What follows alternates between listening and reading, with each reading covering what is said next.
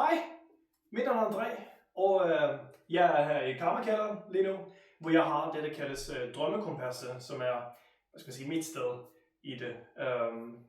Og det er jo fordi, jeg har lavet et system, som kaldes drømmekompasset. Det er det, jeg gerne vil vise dig nu.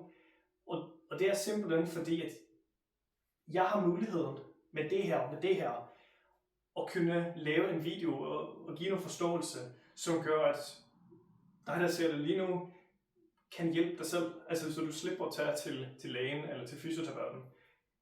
Bid mærke i det, jeg siger ikke, at du ikke skal tage til lægen. Det er at snakke om, hvis du ved, du har ondt, du ved, det er muskulært, og du alligevel bare skal til lægen for at få en henvisning til en fysioterapeut. Det er det, du slipper for. Okay? Bare så vi er enige. Det er sikkert, at du skal lade være og tage for medicinsk rådgivning. Gør det. Men jeg er også en autoriseret fysioterapeut, og det er faktisk rigtig mange ting, som man kan klare selv, hvis bare man ved gangen i det. Og det er faktisk ikke så svært. Og jeg synes, at den bachelor, man tager, selvom den er super fin, og jeg lærte mega meget, det var nogle gode lærere, godt sted, så er det bare nogle ting, der kan siges meget nemmere. Og jeg synes ikke, at jeg sådan har fundet det, og derfor vil jeg bare lave det selv, så jeg ved, at hej, hvis du kommer ind på min side, så kan du se det her, og så kan du få hjælp på den måde. Og jeg tilbyder selvfølgelig også, altså både konsultation og behandling, både for smerte, men også bare generelt massage. Det er bare, jeg har jo ikke mulighed for at tage ind alle på den måde, fordi det tager tid, og det kræver pladsen. Så i stedet for, så laver jeg det her, og så kan du prøve at hjælpe dig selv med de ting, jeg skal vise dig nu. Og hvis det så ikke, altså hvis du selv må finde ud af det, eller det er nogle ting, du måske skal have mere hjælp til, så selvfølgelig bare kontakt mig. Og der får du faktisk en garanti, så hvis du prøver det her, og det ikke hjælper, eller ja, hvis det er svært, så vil jeg gerne give dig den første time til 50%. Og det er bare så jeg ved, at jeg har sådan lagt grundlag for, at du skal få den hjælp, du faktisk fortjener, og burde få i det system, som i forvejen er, men som har sine mangler til tider. Og det er jo lidt derfor, jeg er her, og ikke et andet sted, ikke? Okay, det var introen. Mit navn er André, det har jeg sagt, men jeg er, måske som du kan høre, fra Norge, og jeg var tidligere flymekaniker. Det lyder måske lidt mærkeligt for nogen, som flymekaniker til fysioterapeut. Men det er faktisk mere en, som man skulle tro, fordi de begge går i systemer. Og vi snakker på et fly, altså jeg arbejder i forsvar, så jeg arbejder mest på en F-16, og den er jo som de fleste andre fly, den har et hydrauliksystem, og det betyder bare, at det er olie, der kører under tryk for at bevæge de forskellige roflader, så det faktisk kan styres. Så er det selvfølgelig elektronik på flyene, og det er jo alle de her små dele, som landingsunderstag og alt sådan der.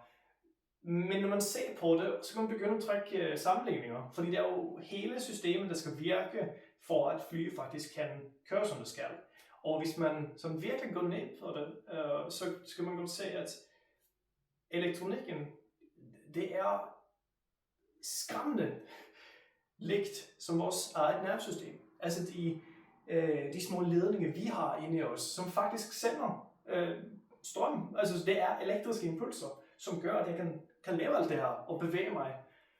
Så det er jo en ting, men blodet, det er jo ligesom det der oljesystem, ikke? Som kører rundt og sørger for, at alt får det skal have hele tiden.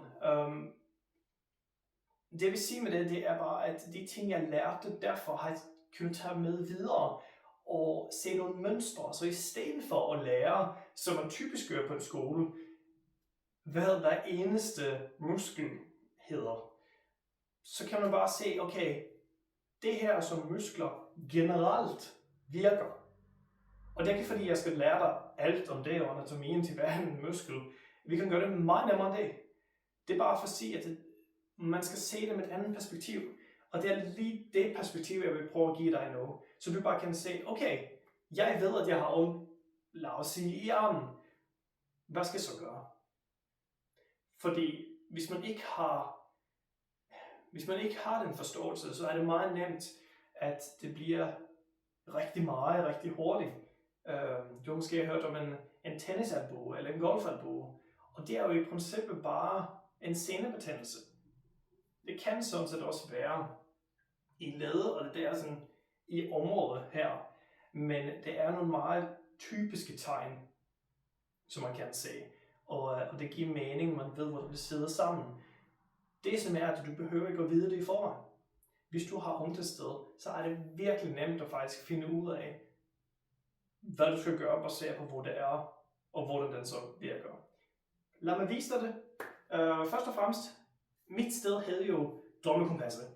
Og det er fordi, jeg har, det blev sådan en bog, som hedder Opdagelsen af Drømmekompasset, men det er bare et system, jeg har lavet, baseret på forandring og adaptation. Det man kan kalde problemløsning. Og det er jo fordi, at når man er fysioterapeut, eller bare generelt sundhedspersonel, så skal man jo typisk finde en diagnose. Så det kan jo ses på som et problem, et ukendt problem, og så vil man gerne prøve at finde ud af, hvordan det sidder sammen. Så det er det, vi starter med. Jeg kan jo bare skrive op her. Så viser jeg Drømmekompasset først, som en helhed. Og så lige efter, så kan du se, hvordan du skal gøre det selv til et helt bestemt problem. Altså hvis du har ondt i skulderen, ondt i nakken, ondt i ryggen, ondt i foden, ondt i knæene, ondt i hoften, eller lige meget. Samme proces. Så hvis vi bare tager og siger, jamen nummer 1, find et problem. Og læg mærke til, jeg siger 1. Det er bare fordi, allerede der, så kan det gå galt. Det er meget nemt at tænke for stort, eller inkludere for mange ting, men hvis du skal kunne finde ud af noget, så bliver du nødt til at begrænse det. Og det vil sige, at du kan sagtens arbejde på flere ting på en gang, men når du skal fokusere på noget, så er det vigtigt, at det ikke er for stort, fordi så bliver det for abstrakt med det samme. Så bliver det svært at definere det, og det er faktisk del 2. Fordi du skal finde et problem, som du har. Et sted, hvor det gør ondt. En muskel, som du ved er overbelastet.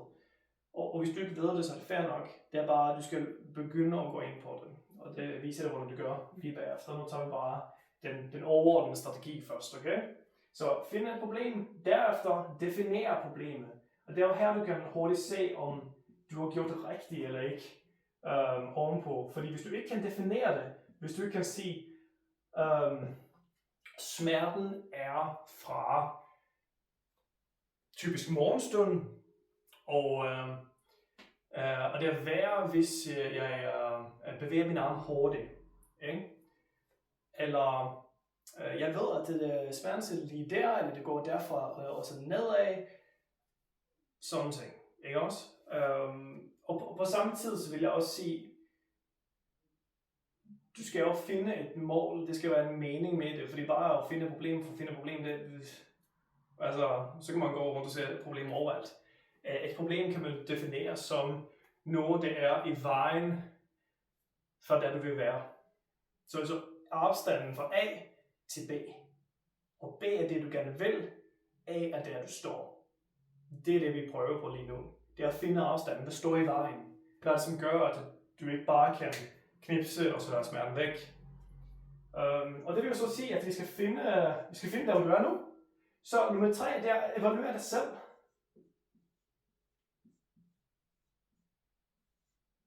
Dig selv. Og de ting er ikke det samme, fordi når du skal evaluere dig selv, så er det jo lidt mere, hvor er du lige nu? Altså, hvad kan du lige nu? Kan din arm, nu går bare til det, eftersom det er eksemplet, kan din arm bære det, den skal i hverdagen? Får du ondt, hvis du tager en kop eller et glas og trækker den op? Er det der, vi er? Eller er det mere sådan, hver gang jeg står og børster tændene, efter 1 minut, så begynder det at værke? Eller er det bare sådan, smerten er der om morgenen, det går over om aftenen, det er fint lige nu, jeg kan de her ting. Her ser du, at det minder om hinanden, men hvis du finder problemet, så ved du også, hvor du vil. Og det er lidt mere der. Så hvis det her er starten, så når du har fundet problemet, så har du også inde i dig selv haft en tanke om, at jeg vil noget andet. Jeg vil have det bedre. Jeg vil have mindre smerter. Jeg vil kunne klare mere. Jeg vil kunne tage mit tøj på, uden at det skal gøre ondt. Alle de her ting. Det er jo derfor, jeg viser det overordnet først, fordi det er forskelligt fra person til person. Og hvis jeg skulle lave en video til hvert problem, så ville det være blevet rigtig mange. Det jeg kommer til at gøre efter det her, det er at lave en for hvert led, altså sådan en hoveddel, som for eksempel skulder, albu, håndled, hofte, knæ, ikke også? Og tage de hovedting. Så laver jeg en video hver til det, og så viser jeg også, hvordan du kan bruge det. Men igen, hvis det er noget, som bliver lidt for svært, tag kontakt. Vi kan bare snakke sammen, hvis det er det, og hvis ikke, så anbefaler jeg selvfølgelig at komme ind til behandling. Jeg tilbyder kropskompasser, som er en førstegangsbehandling, hvor man så får, en markering på sin krop, altså på der ikke på den faktiske kroppen. Det kan jeg, hvis du vil. Og som fortæller lidt om, hvor dine spændinger sidder, og asymmetri, ubalancer, bevægemønstre, og selvfølgelig nogle konkrete forslag til, hvad du kan gøre herfra. Efter du har fundet, lad os sige, A og B der, så du har fundet ud af, hvad de to er, jamen, så er det jo en forskel. Det var det, vi blev enige om, ikke? Så tager du bare og kalkulerer forskellen. Og det betyder bare, hvorfor har du ikke det, du vil lige nu? Hvorfor er du ikke der, du vil være? Det er noget, der mangler. Så det er enten noget, du ikke har gjort, og nu kan jeg høre, at jeg lægger meget skylden på dig, men det er fordi, at hvis du skal klare det, så bliver du nødt til at tage ansvar for det selv. Hvis ikke, så gør du så egentlig bare komme her, og så prøver jeg at tage den. Men jeg har lært igennem en lang tid med smerter, at hvis du ikke tager hånd om det selv, så er det ikke sikkert, at der er nogen, der kommer og hjælper.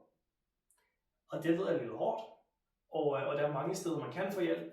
Men jeg har haft smerter, siden jeg var 10 år gammel, og jeg prøvede psykologer, jeg prøvede læger, jeg prøvede eksperter, jeg prøvede diæter, jeg prøvede træningsprogrammer, forskellige undersøgelser. Det gav ikke noget. Altså det gav sikkert sådan lidt her og der, men det var der ikke noget hjælp. Jeg havde det stadig. Det var en grund til, at jeg ikke er flymekaniker mere. Jeg stoppede. Jeg havde det ikke godt længere. Altså jeg kunne ikke fortsætte og bare prøve at holde mig væk fra verden og bare tænke på alt muligt andet for at blive distraheret fra mine smerter. Det var ikke et godt liv. Og jeg går meget op i livskvalitet, og det er måske derfor. Men når jeg først kom til Danmark, og jeg begyndte som fysioterapeut, og jeg virkelig af mange bedre ord, taget mig sammen, så var det faktisk en reel forskel. Altså, jeg begyndte at tænke mere, i stedet for sådan, jamen, hvem kan jeg finde, hvor kan jeg få hjælp, så er det, jamen, de personer, jeg har prøvet at få hjælp fra, hvor har de lært det henne? Ikke? Altså, de er også bare mennesker, som har lært noget. Det kan jeg også klare. Så det gjorde jeg. Og det kan alle sammen gøre. Men hele hensigten med det her, det er, at du skal kunne klare det sammen, uden at skulle gå igennem en bachelor mange år for det. Fordi det her er jo ting, som alle burde vide. Hvordan man tager vare på sig selv. Det burde være på skolen. Ja, det var et lille sidespor, men det er bare for at se, at jeg ved, hvordan det er. Og smerter, og jeg stoler bare ikke på, at alt er godt nok. Og hvis du selv begynder at lære, hvordan det her ting fungerer, så for det første, så kan du forebygge og forhindre, at yderligere ting sker senere. Så hvis du har dårlige knæ lige nu, jamen, så kan det godt være, at du vil få en dårlig hofte senere, men det kan du slippe for, hvis du kan. Og det får du ikke på samme måde, hvis du bare tager den behandling, bang, færdig. Så er du ikke tættere på. Du er på samme sted, men du får hjælp for den anden ting. Jeg prøver at rykke dig tættere på hver gang. Altså jeg plejer at sige, når jeg arbejder i privatklinik, så er mit mantra bare, jeg vil prøve at gøre, så du ikke har brug for mig mere. Det er som mit mål. Tilbage igen til oversigten, der er 2 mere. Så du har følgende problem, og derfor også har du et mål. Fordi du har noget, som ikke er som det skal. Du definerer det, og vigtigheden af det er jo netop sådan, at du kan gøre med det. Fordi hvis det er udefineret, så når du det aldrig. Fordi så ved du ikke, hvad det er. Så det her med, som du prøver at hårde ind på det, hvis det er når du jeg har faktisk skrevet et problem. Wow. Problemet. Ja, det er lige meget. Så hvis du ikke definerer problemet, så ved du aldrig, hvornår det er godt nok. Og så står du bare i en sådan evighedsbevægelse. Så når du aldrig der, du skal. Så en del af at definere problemet er selvfølgelig også at definere det mål, du vil til. Altså specifikt, hvad det er, du ønsker. Så altså, begge de her to bliver til sammen den destination, du gerne vil være, fordi du finder de ting, du ikke vil, skal være sådan her. Så finder du startpunktet. A. Så kalkulerer du forskellen. Hvad tager du at komme herfra? Dertil. Og det vil være nemt nok, ikke? Men nogle gange, så er man lidt for langt fra, og så står man lidt som en stok. Det kan godt være, at du ved, hvad du skal, men du ved ikke, hvordan du skal gøre det. Og det tror jeg er virkelig mange, der egentlig deler med, uden at vide det. På den måde, at man får de der tanker, ej, hvorfor kan jeg ikke bare tage mig sammen? Ej, hvorfor kan jeg ikke bare gøre det? Ej, blodmor. Ikke også? Altså for eksempel, hvis du skal tabe sig, hvis du skal ned i vægt, jamen, så er det jo mange, der ved i princippet, hvad man skal gøre. Altså det der med mere aktivitet, mindre mad, regnestykke, ikke også? Men hvordan skal lige præcis du gøre det i din situation, i dit liv, med de ressourcer du har, og de erfaringer du har fået, det er noget andet. Og det er derfor, prøv at lave det her så oversigtet som muligt, så du kan bruge det. Og jeg er fysioterapeut, så jeg snakker mest i forhold til smerte og i forhold til skader, man har. Men man kan bruge det til alt. Altså igen, der er problemløsning. Alt er jo i princippet et problem, hvis der er noget, du ikke vil have. Når jeg var på studiet, så var jo problemet, at jeg ikke var færdig. Så jeg var ikke en fysioterapeut, jeg ville blive en fysioterapeut. Hvordan gør man det? Jamen, så er man jo heldig, at skolen i forvejen har lavet en plan, så man følger det bare. Men det er jo den herfra og hertil, ikke også? Og det man så skal gøre, det er jo det, du skal lære. Så nummer 5, når du ved, hvor du står, hvor du skal, og begynder at se vejen dertil, så er det der, du skal tage og lære, hvor du skal gå den der vej. Så 5 er forbedre. Og det var lidt det, jeg snakkede om med, at du ikke står på samme sted mere. Så du ikke står på det samme sted, ved det samme ting, og bare prøver at få hjælp fra nogen anden. I stedet for, så kan du sige, jeg vil stå på min egen ben, jeg vil gerne lære noget af det her. Jeg vil gerne lære, hvordan jeg tager vare på mig selv. Og nu ved jeg godt, at jeg har brugt lidt tid på at snakke om det her, men det er virkelig for at prøve at give dig den forståelse, som ligger rundt. Og tro mig, jeg prøver at begrænse mig selv. Jeg kan tage hen bogen bagefter, den er sikkert så tyk. Så det er ikke fordi, at jeg siger det hele nu. Jeg prøver virkelig at gøre det simpelt, selvom jeg snakker lidt rundt om det. Det håber jeg er okay. Og nummer 6, det er jo selvfølgelig bare, løs, ikke? Det er bare, gør det! Øvelseslej. Tag turen! Resten er jo bare planlægning, ikke? Altså, jeg vil sige, herfra dertil, det er jo planlægning. Alt det her bare tænkearbejde. Hvad skal du gøre? Her begynder du at faktisk lave en forskel. Det er der, du begynder sådan mentalt, fordi du skal lære, hvordan man gør. Og det er det, vi skal til nu. For jeg tænker, at det her har du allerede sådan lavet i dit hoved nu, når vi har snakket om det, og du har sikkert haft det i forvejen. Du ved godt, hvad der er galt. At måske derfor, du ser det. Og det kan være en lille ting, det kan være en stor ting. Det er i princippet lige meget. Processen er den samme.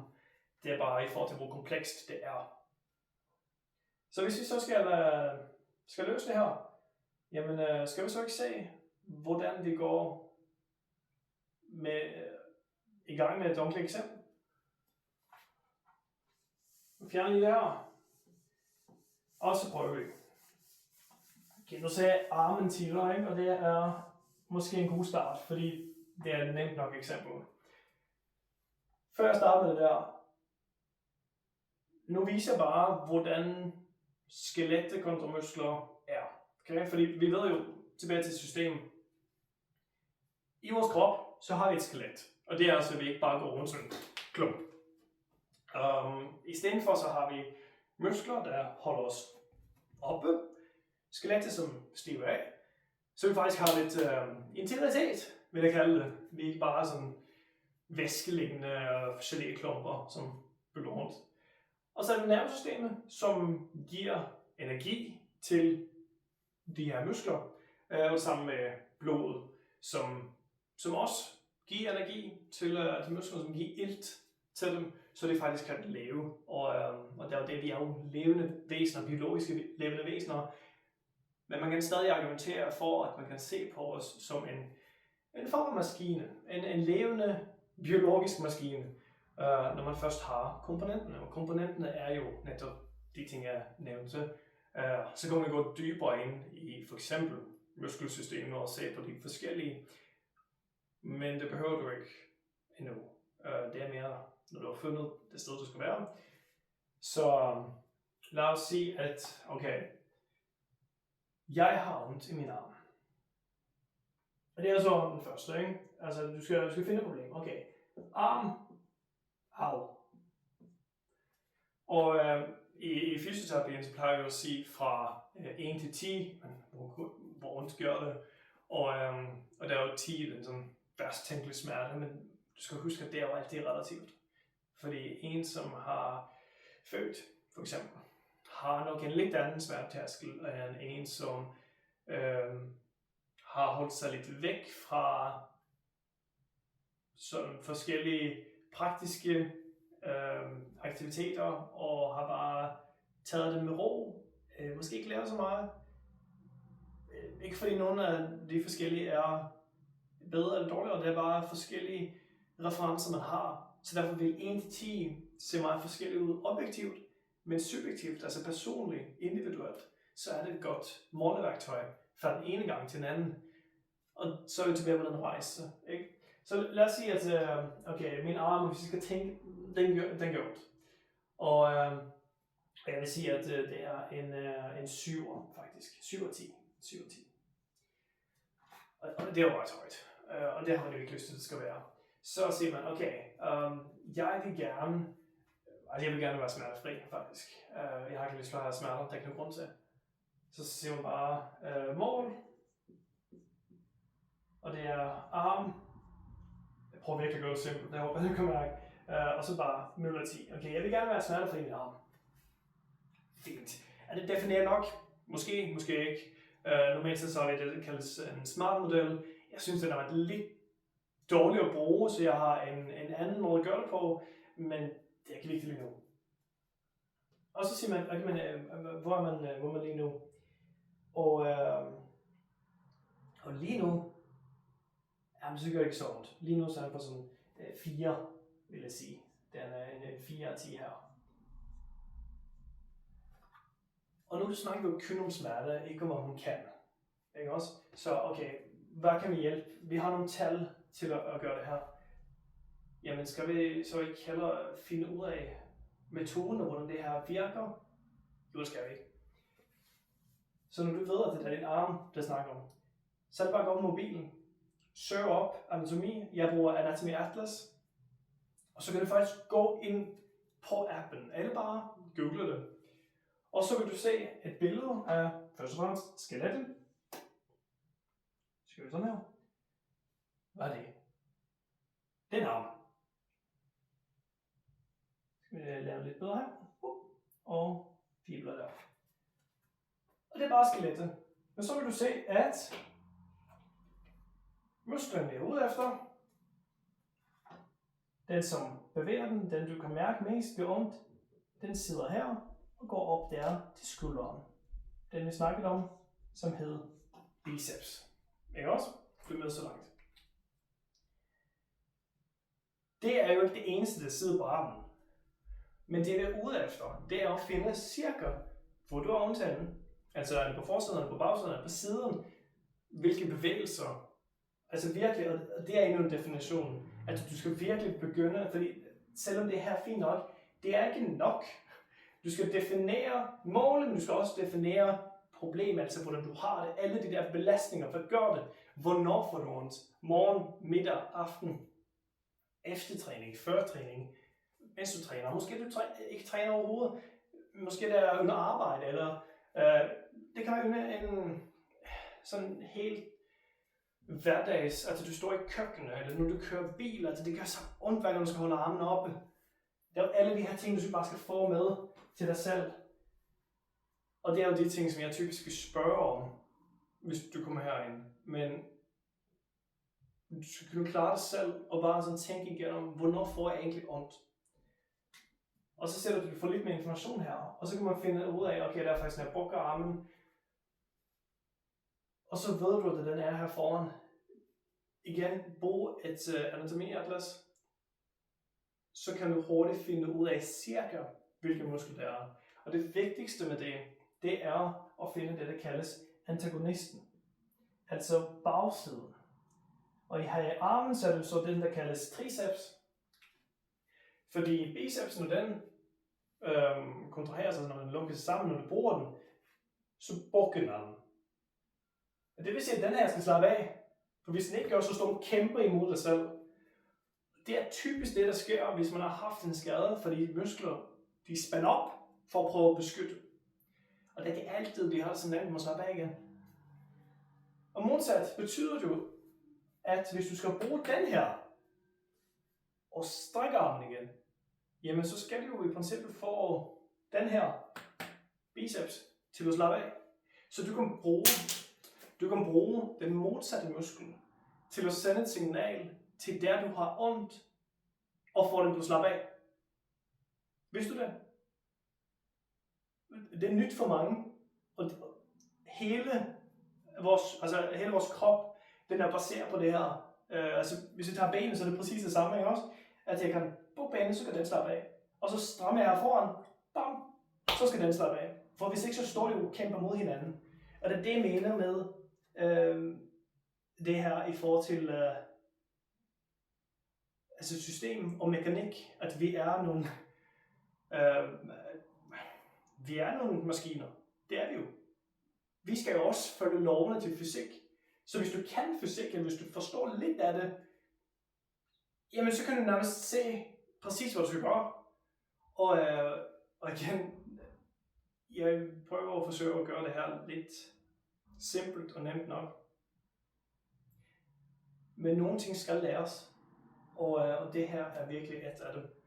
For hvis du bare har en lille forståelse af, hvordan vi bevæger os rundt i kroppen, og det der for eksempel gravitationen, der gør, at vi skal kæmpe, så jeg bare for at gøre det her, så skal jeg løfte tyngden af min arm, så den skal minimum være så stærk. Og hvis jeg så skal have mere i min hånd, hvis jeg skal begynde at bære den her, eller noget andet, jamen så skal jeg klare det i tillæg. Og så skal den være så stærk, for at ikke blive overbelastet. Og det skal jo helst have en reservekapacitet, så jeg skal kunne bære endnu mere, end det jeg egentlig gør, for at have lidt til overs, så jeg ikke presser den hele tiden. Og det er lidt det, jeg har set, desværre, at man får en skade på et tidspunkt, fordi man har gjort måske det samme lidt for længe, eller man bare ikke har været stærk nok til det, man har lavet for en overbelastning, og så når man ikke kan komme op igen. Fordi man hele tiden presser dem til grænsen, så det når ikke kan restituere, det når ikke kan bygge, og man har intet i reserve, og så går det bare nedad. Og vi skal jo vende dem om, så det faktisk går opad. Så alt det jeg har sagt nu, det er jo for, at vi skal finde den her forskel. Og så er vi jo på, at hvis du har ondt under en bestemt belastning, lad os for eksempel sige det med bilen, ikke også? Eller når du står og i køkkenet, laver mad, vasker de her bevægelser, tager en gryde, det kan faktisk være ret tungt. Jamen så ved du cirka, hvad belastningen er, eller varigheden, altså hvor længe, før det begynder at gøre ondt. Og så ved du også, hvad forskellen skal være, fordi du ved jo i forvejen, hvordan dit liv er.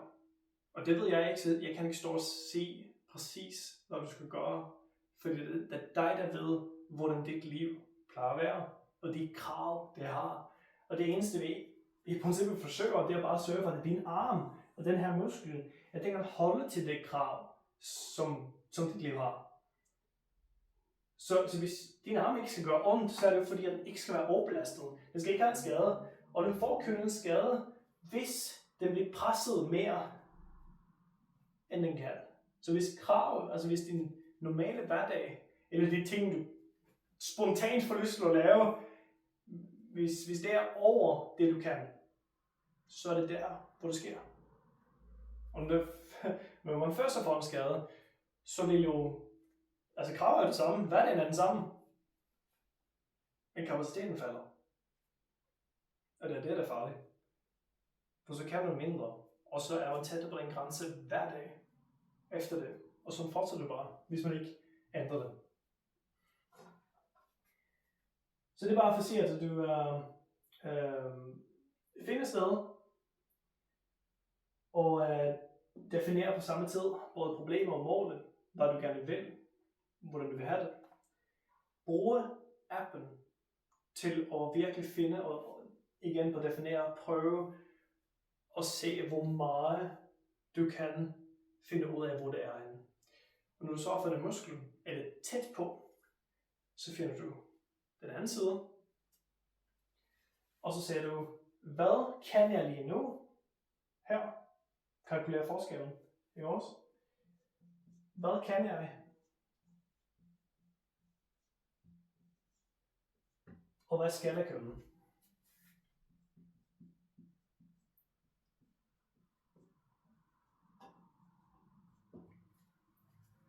Altså i din hverdag. Hvad kan du nu? Hvad skal du kunne? Det er det. Og hvis du kan det, du skal kunne, og gerne lidt mere, så vil du også kunne fikse den skade, du har, og smerten går ned. Det er det pres, det der konstante pres til at yde så meget som muligt, eller til at klare de ting, man har kunnet før, når man i princippet burde være i en genoptræningsperiode, i en rehabiliteringsperiode. Det er det, der gør, at man aldrig når derhen. Og jeg har set det så mange gange, så jeg prøver virkelig at lave det her, og sige nok rundt det. Måske synes du går for langsomt, måske synes du går for hurtigt. Jeg ved det ikke. Jeg har ikke nogen feedback, så nu laver jeg det her for første gang, og så må I bare skrive til mig, eller snakke med mig, så jeg kan høre, er det godt nok, mangler det noget? Jeg prøver bare virkelig at give dig forståelsen af, hvordan du kan finde et sted, der gør ondt. Et sted, hvor du ikke har det, som du skal. Bruge de værktøjer, vi har nu i dag, og, altså med AI og Google, og du kan få informationen der, men det er stadig noget, der mangler. Det er jo en grund til, at vi kan ikke bruge AI til alt. Det kan vi ikke nå. Den forstår ikke helheden, så man skal spørge de rigtige ting, og derfor vil det hellere, at du skal spørge dig selv om de her ting. Fordi så kan du faktisk få en forståelse af din krop, og hvordan du ret nemt kan tage og ændre det. Så det kan være, at det virkelig du skulle endnu, fordi jeg har snakket lidt rundt det, men det er bare mere for at give den forståelse. Men helt simpelt. Hvor har du ondt henne? Og hvad er det, du gerne vil? Vil du bare være smertefri? Vil Vil du kunne stå i køkkenet igen? Altså alle de her mål.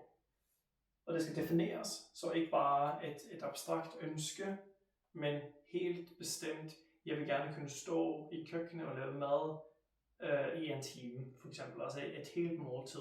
Jeg vil kunne løfte gryden uden at få ondt. Alle de her specifikke ting, for så har du nogle mål efter. Hvordan har du lige nu? Klarer du, måske du kan stå i køkkenet i 10 minutter. Okay, jamen så ved vi, hvor vi er. 10 minutter, 1 time. Det er vejen. Og det er jo lidt det, jeg også siger her. Hvad kan jeg? Hvad skal jeg? Så altså, her får du information, her lægger du bare sammen, og så forbedre. Det vil sige, det er jo her, du i princippet træner, ikke? Men det er også en del af det der med at vide, hvad du skal træne. Og det har jeg i forvejen sagt. Fordi vi kan komme med alle mulige øvelser og bevægelser, men det allernemmeste, det er bare at bruge muskler. Hvis du har ondt et sted, først du skal gøre, sæt niveauet ned. For hvis du bliver ved med præsten, så får du ikke den reservekapacitet. Så kan du ikke restituere. Så det første du skal gøre, det er bare det. Sæt niveauet ned. Lav mindre. For ro. Og hvis jeg er helt akut, og det gør ondt hele tiden, jamen så er det snak om, altså så lidt belastning som muligt, men stadig bevægelse. Fordi bevægelse er det, der gør, at du faktisk sender blodet dertil. Lidt som jeg sagde tilbage med, at blodet giver ilt og liv til musklerne. De elsker bevægelse. Så får du også hjertet til at banke derudad, indtil hvor end du har ondt. Men helst uden belastning. Og det vil sige, at det kan være slemt nok, til at man skal have hjælp til at løfte sin arm. Så er det sådan. Det er fuldstændig lige meget. Uanset hvad dit niveau er. Hvis det ikke er der, du vil være, så kan man gøre noget med det. Så nummer 5, det er jo igen forbedre. Og det vil sige, at du begynder at se, hvordan skal jeg træne. Altså lægge en plan til træningen. Og det er jo det, man starter der. Og bare start genoptræning. Du kan også kalde det rehabilitering. Genoptræning. Og hold dig til. Bliv ved. Til du har fået det, du skal. Men der vil jeg også sige, at hvis du træner på en måde, det ikke virker, jamen, altså, så stop op. Reevaluer. Se, har det ændret sig? Okay? Fordi hvis du begynder at træne, og du gør, altså jeg anbefaler 4 uger ad gangen. Jeg har sådan en bestemt protokol, jeg tænker, jeg lægger det bare som et vedlag. Indenunder, tænker jeg.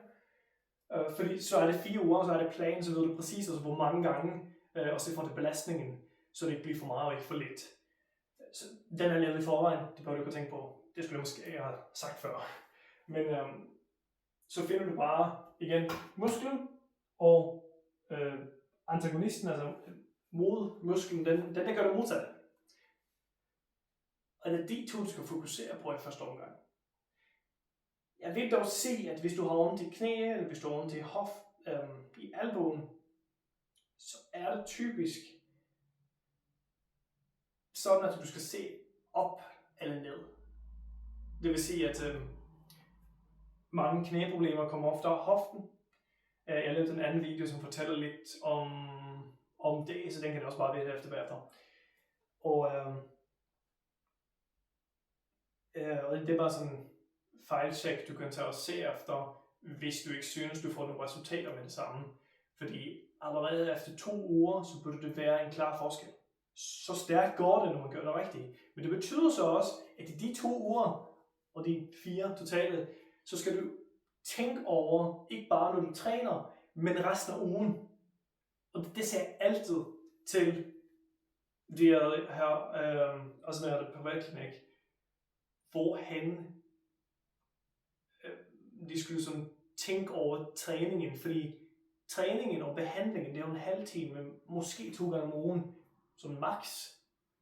Hvad så med de resterende timer om ugen? Og det er sådan, hvis du ikke tænker over det, jamen så er det jo lige meget. Fordi hvis man gør det samme, hvis krav er her, og det man gør er lige op på linjen, og hele tiden presser den, ikke? Så man ikke har noget reserve, ikke noget plads til at restituere eller noget som helst. Man bare bryder sig ned og op igen til næste dag. Helt til man laver noget ekstra for en ny skader. Hvis man så begynder at træne i tillæg, så sætter man jo bare det krav op, og så får man en ny skader. Så sæt niveauet ned, så begynder at lægge til taktisk belastning, hvor du bruger den muskel, bruger det led, det sted du har ondt. Rolig, fuldt fokusere, mærk kontraktion fra den anden side, så slap af, og følg protokollen jeg lægger ved. Og så, done. Det er det. Det er ikke værd. Og som sagt, så vil jeg lave en video til alle de forskellige steder. Så hvis du for eksempel har ondt i albuen, så skal jeg nok lave en video, hvor jeg går igennem det hele, præcis hvilke muskler der er, sammen med ankel, knæ, hofte og det hele. Men jeg håber allerede nu, at du kan se på det her og bare begynde at tænke, så hvis jeg har ondt i nakken, så kan jeg faktisk bruge en app eller Google til at se, hvilke muskler der sidder i nakken. Ja, det kan du. Og så skal du også huske, at du vil se rigtig, rigtig mange muskler. Så tænk simpelt. Okay? Nu tager jeg bare et nyt eksempel. Hvis vi har hovedet her, nakken der, og så begynder skulder og ryg, ikke også? Fra siden, skifter bare, så man kan se. Fra siden, så har vi sådan nogle muskler, som sidder herfra og går nedad. Og der er mange lag, for der er nogen, der går lidt skråt, der er alt muligt. Og så er der nogen, der også går foran. Det er det. Men med nakken, og det er derfor, vi starter med armen. Med nakken, så er det ikke bare op og ned. Det er ikke bare et hængseled, som det er her, hvor det opfører sig som en dør. Alt den kan er sådan her. Nu kan den også sådan, men det er fordi den ruller sig selv lød her, og det er op og ned. Så skal du også tænke fra siden, fordi nakken kan jo både ned, op, men det kan også dreje, og det kan også lateralt, og en form for kombination af de her ting. Men så gør jeg en ting ad gangen. Så det vil sige, at øvelserne for det vil jo faktisk være, at du tager de 6 veje. Så det er 6 øvelser. And that's it. Så kan du lave dit eget program. Altså dine egne øvelser. Og så følger du bare ind i den træningsprotokol, jeg har lagt ved, som siger, hvor mange gange du skal gøre det per uge, og eventuelt per dag. Og så vil du, jeg vil sige 80% plus se resultater ret hurtigt. Og igen, hvis du ikke kan, så har jeg faktisk den garanti, at du bare kan komme herind og få 50% på den første behandling. Så jeg ved ikke, om der er nogle spørgsmål. Jeg kan ikke høre dig. Altså, nu filmer jeg det jo bare, så det er her. Jeg håber, det giver mening. Og hvis ikke, så skal jeg nok tage og lave en ny video. Men det her er det første forsøg. Jeg har også brug for noget feedback, for at kunne se, jamen, hvor er jeg henne? For jeg føler også det her. Jeg føler også, mit problem nu, det var, at jeg skulle lave den her video. Jeg skulle vise, hvordan kan man gøre det her? Kan man selv fikse noget? Kan man selv finde øvelser? Ja, det kan man godt. Du skal bare vide, hvad du skal arbejde på. Og finde partneren, altså det modsatte. Så definere det. Jamen, det skal vise præcis, hvordan man finder det. Hvad målet er, hvad forskellen er. Altså de her 6 trin, som jeg har vist nu, ikke også? Og hvor var jeg henne? Jeg har ikke lavet en video for. Så jeg har kundskaben, men formidlingen, det er måske det, der mangler, for jeg ved ikke, hvad du ved i forvejen. Så nu prøver jeg bare. Forskellen. ja, det er lidt der nu, ikke? Altså, jeg har ikke lavet noget før. Jeg ved, hvad jeg skal have. Så både med forberedning og med gørelsen, det er det, du ser nu. Det her har været mit forsøg på at gå igennem processen og vise dig, okay, man kan gøre det. Og det er ikke altid, det bliver perfekt. Det er det ikke. Men jeg håber, at du er tættere på nu, end det du var før. Og jeg er tættere på nu, end jeg var før. For jeg har prøvet det en gang nu. Det vil sige, næste gang jeg gør det, og helst efter jeg har fået no feedback, så bliver det bedre. Og så bliver det bedre. Og pludselig, så har vi en video, som viser dig præcis, hvad du skal gøre, uden for mange sidehistorier, og måske med noget bedre forklaring, eller at det bare er mindre, eller måske det skal være mere. Jeg ved det ikke. Men man finder ikke ud af det, hvis man ikke prøver. Det her er den bedste start, jeg kan give dig. Hvad mindre du kommer hertil? Det må du også gerne, selvfølgelig. Men helt seriøst, hvis du er derhjemme, og du bare tænker, jeg har ondt, jeg ved ikke, om jeg gider til lægen, eller betaler for behandling. Jeg ved ikke, hvor du er hen, hverken økonomisk eller sådan generelt, i forhold til smerten, hvor slemt det er. Måske er det ikke slemt nok til at sådan virkelig dele med det. Og det er jo synd, fordi jeg er jo mest på forebyggelse, så man slipper for alt det her. Men jeg så jo rigtig mange gange, at man skal være desperat nok til at bede om hjælp. Desværre. Så uanset hvor du er, håber jeg, at det her vil hjælpe.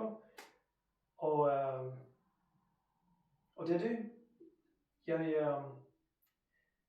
Hvis du melder dig på det her, altså jeg tænker bare at lægge det ud på min side, så at alle kan se. Men jeg vil også lægge det ind på en form for medlemsside. Og det skal være gratis, for jeg tænker, at jeg vil bare hjælpe så mange som muligt. Og der lægger jeg også ud de andre videoer. Så hvis du ikke har gjort det endnu, meld dig på. Altså bare skriv ind, at I vil sætte det ind under videoen. Og på den måde, så kan du få en besked på, når de andre videoer kommer. Så hvis du ved lige nu, at du har ondt i nakken, eller du har ondt i skulderen, så laver jeg en bestemt video til det. Og så kan du se den, når jeg har fået den lavet, så du heller ikke skal